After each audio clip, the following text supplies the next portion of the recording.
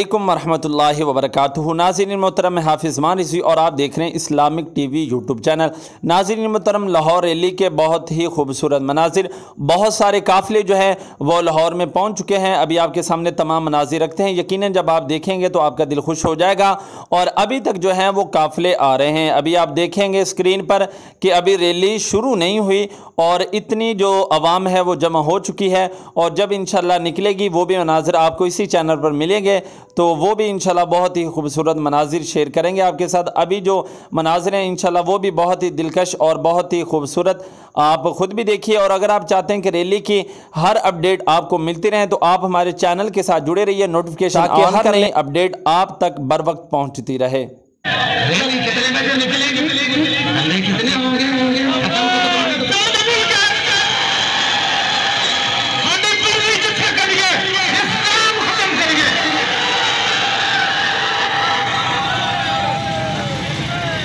लब्बैक लब्बैक लब्बैक या रसूल अल्लाह, लब्बैक लब्बैक लब्बैक या रसूल अल्लाह, लब्बैक लब्बैक।